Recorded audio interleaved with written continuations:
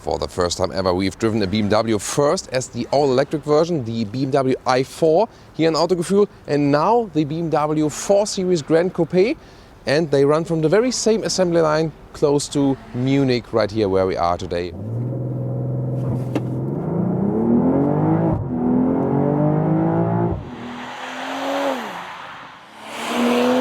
So today, the BMW 4 Series Grand Coupe, new generation, as the M440i xDrive, the sporty version. You can see here the huge double kidney, which is wide and high.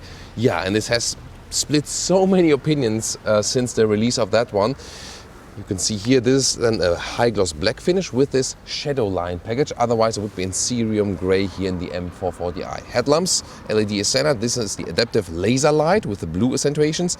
And you can see a very interesting daytime running light. If you have the base LED, they are not that, curved around right there. Very strong lower part, and Aventurine red is the vehicle color for today.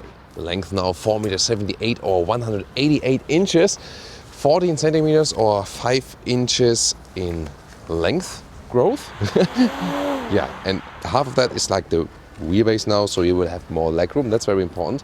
Here you can see the wheels go from 17 to 20 inch. And these one here are the 19-inch wheels, the brake calipers here for the M440i. And when you have this shadow line package, then you also have the black mirror caps and also here the black outline around the windows. And you can see a very sexy stretched roofline right here. Integrated door handles. Let's already open them right now for you that you can see that. And they actually give you a good feedback, and door closing sound is not that, I would say it's okay, not that bad, but also not super good or something. And when we come towards the rear right here, you can see the tail lamps already begin right here. Suspension-wise, by the way, you can get normal suspension, and with the M440i gets a fixed sport suspension. And optional, we have here today the adaptive M suspension available for the 440i and also for the 430i actually. Here the M performance model, small wing lip and lower part, a strong diffuser style, and Autogefühl fake exhaust police alert, because the outline here is fake and the real exhaust on the inside. It looks quite good still, but if you go for the 2-liter 4-cylinder, then you have the real exhaust tip. Here the 3-liter inline 6-cylinder, then you get this. Turning indicators, you can see here it replaces one part of the daytime running light. Pretty cool. Rear, it follows this swinging form. And if you want to spice up the sporty styling even more, here you can get M performance parts. For example, carbon fiber double kidney frame like this, also carbon fiber lower spoiler, and then also special wheels and even sportier style. Nice M valve cap right there, and also here in the side M performance stickering like this, carbon fiber mirror caps, and towards the rear once again the set of wheels. And here a carbon fiber rear spoiler, so even more aggressive styling, together with more carbon fiber here for the diffuser. As for the engines, this one here today, the M440i M Performance, 3-liter inline 6-cylinder, 374 horsepower, 4.7 seconds is the acceleration figure. This case then also here with the xDrive with the all-wheel drive, and at this moment my information is that it's not supposed to come as a rear-wheel drive only model, unlike with the 3 Series M Performance model. Then you can also get the 2-liter 4-cylinders here, like a 430i or 420i, and there will also be diesel available, also the 2-liter 4-cylinder, or later on also the 6-cylinder diesel. Car key, slim and light, good quality, M colors here at the side. Then inside of the doors, also good build quality, soft touch here and everywhere. Optional Harman Kardon sound system with a very good surround sound, so I can recommend that. Of course, it's also not that cheap. Then we have the entry badges right here, and also the colors here at the floor mats. The sporty steering wheel with real buttons still, like that. Here also, for example, for the volume. Then the seats today with the optional M Sport seats. And they come with animal skin only, but the base sport seats, they are actually available in different leatherette colors in the new Sensatec perforated style. We've seen it in the BMW 5 Series facelift, for example. So a more breathable and even higher quality, high grade leatherette. And with 1.86 meters or 6'1", still enough headroom. From the whole seating position here, compared to the 3 Series, kind of similar. clean design for the interior overview. You would start with a setup of 5.7 on the left, 8.8 on the right for the base 4 Series, and then option here 12.3 inch on the left and 10.25 inch on the right. Soft touch here, nice setup right there, and then also still with a manual climate unit, so good to control. OS 7 here, the software, let's take a closer look. So I really think this is a good software version here. You can very well control it, directly know what you're doing. You can also control it here from the lower part, have a hotkey for the map, for example. It's very responsive. The new OS 8 by BMW, we've seen in the iX or the i4. Don't like it that much. It would to me be a reason to stick with the combustion engine model, because then you still have the kind of older software generation here, which is to me more suitable, just easier as for the input. Then here in the lower part, still a manual volume knob, some hotkeys here. They are also left out in new BMW versions. Gladly we have no piano lacquer here. And then adaptive cup holders, USB-A charger, inductive charging pad, Apple CarPlay, and also Android Auto is available in a wireless way. Android Auto here since the recent upgrade of the OS 7. Then we have this more classical shifting lever. Turn on the engine here backwards like this.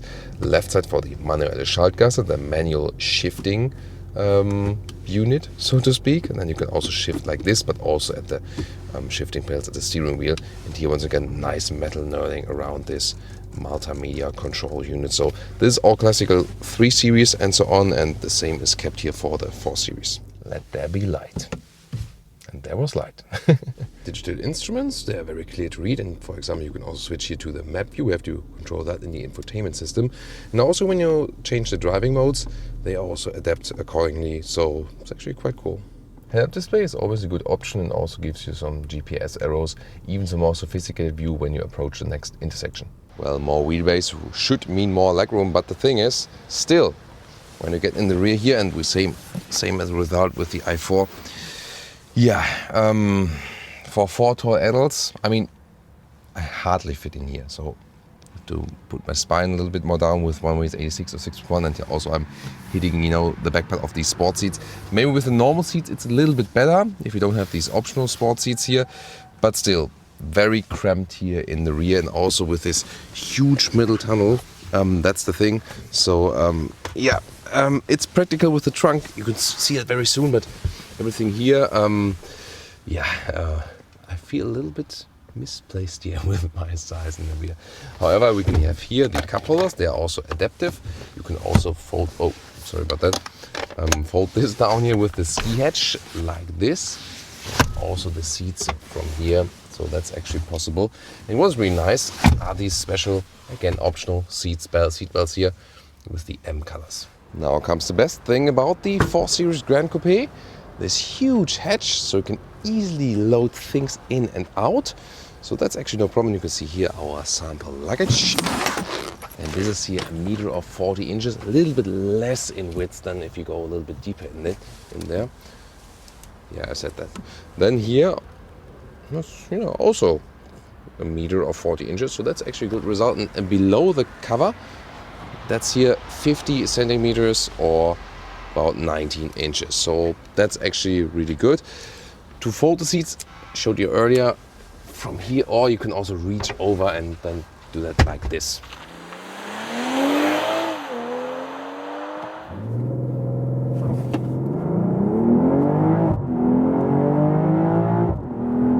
Plop, 100 kilometers an hour, 62 miles an hour. Wow, great acceleration. 4.7 seconds here for the M440i xDrive, and very smooth also because we have this all-wheel drive traction. Steering feel is very loose here, especially in the comfort mode, so this is rather for, let's say, running straight, but when you go to the sport mode, then you have a little bit more feedback here, and this is actually quite notable, and also a setup that I would actually recommend. And now let's get on the motorway. Let's go to the sport shifting mode once again, and also in the sports driving mode. So, and when you punch it down, Great sound from the 6-cylinder. Oh, you lift the throttle and blop, blop, blop from the exhaust. Really beautiful note. Due to the longer wheelbase now, if you compare it to the predecessor, it also is a little bit more subtle or grounded on the road, so gives me a very sophisticated feeling. The only thing here with these M Sport seats, they are very, very stiff, and yeah, definitely not that comfortable. When you stick with the base sport seats, you will have more comfort. And if you have the possibility, for example, in some European markets, like the German market, with the fabric or with the Alcantara surfaces, will be even more comfortable. But the new SensorTech, the new perforated SensorTech that you get in the US, will also do a great job. We've already had it in the BMW 5 Series, for example. Noise insulation also very good here at 120 kilometers an hour. Yeah, some 70 miles an hour. Very silent here on the road. How different does it feel from the BMW 3 Series? Not that different actually. Same wheelbase. It's the rear hatch that is different actually, and that is actually more practical. So this one here looks more fluent, more sensual than the 3 Series. At the same time, it's more practical. So that's actually a very good thing. Here now, unlimited speed, and what we can also do, even if in a comfort mode, this M Sprint mode means I press and hold the left shifting pedal and you'll see multiple gears hopping back.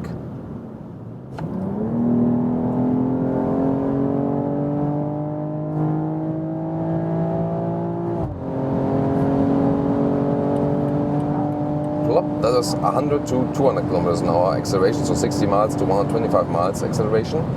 And you maybe saw that when you were looking closely. So we were hopping back from 8th or 7th gear directly to 4th gear with this function. And we have driven the BMW i4 already. You can also check out that review here on Autogefühl. This is the electric version of this one, and they do feel similar chassis-wise because they share the platform. At the same time, they also have notable differences. So yeah, I mean, it's not a pure electric platform. That's why we're also driving the combustion engine here today. And this, I really have to say that in this case, the inline 6-cylinder still fits a little bit better to the vehicle, you know. The i4 has more spontaneous, acceleration just from standstill, for example. Here, when we are on the motorway and then accelerate a little bit further, you just have more, cultivated power from the combustion engine. So this is kind of like the difference. And because the i4 even has, let's say, in a way more uncontrolled power from this abundance of electric power, this one here feels a little bit more calm and collected, more a little bit suitable for that vehicle. Oh, yeah, in that sport mode, the shifting process, like bam, bam, that is really hammering more in, whereas in normal comfort mode, it's more like more smooth transitions between the gears. So by the way, this is a sign in Germany that 80 kilometers an hour is just when it's wet. When it's dry, you can drive 100. That's the normal countryside road speed in Germany. So this is also where this car is super at home. So really nice to just cruise this nice landscape and so on. The steering feel here, I'm not the biggest fan of the 3 Series platform steering feeling. Told you that many times.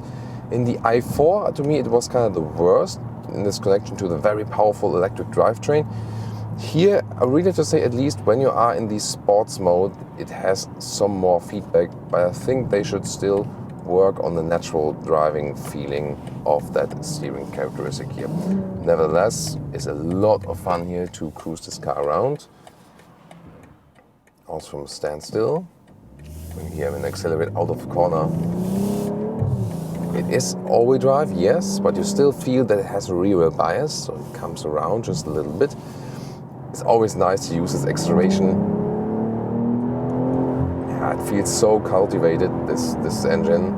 Definitely one of the most fun combustion engines there is out there at the moment. 8 cylinders will definitely consume more fuel, no matter what, and the 4 cylinders sometimes feel a little bit soulless. Yeah, but then it can be a good entry level into the vehicle when you want to keep the price down. Here once again, slalom characteristics. 50-50 weight distribution, front rear. Just that steering feel, to me, again, not natural enough. But overall, great driving feeling here in the mid-size segment. It's definitely among the best ones, no doubt about that.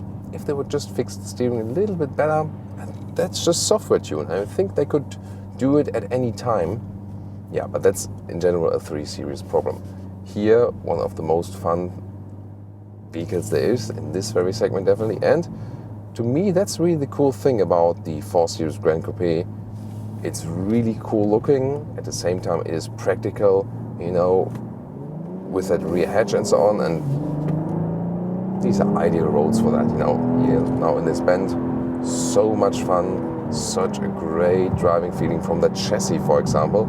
Also, the Grand Coupe has additional stiffening measures if you compare to the 3 Series sedan, for example, both in the front and the rear, and you really feel that. And yeah, you can imagine this is a racetrack, and as soon as you go to the motorway, you say like, okay, I can relax and cruise for 2 hours. If you don't pick the optional M Sport seats, of course. Well, the Audi A5 is, of course, a strong compared to this one as the Sportback version. And well, if we think about Mercedes, yeah, that's a little bit tougher there. I mean, if you go a little bit bigger, for example, then there's the Mercedes CLS. If you go a little bit smaller, then there's the Mercedes CLA. Yeah, but here then C-Class, there is no C-Class 4-door Grand Coupe in this respect then. Yeah, but definitely enough videos to enjoy for you.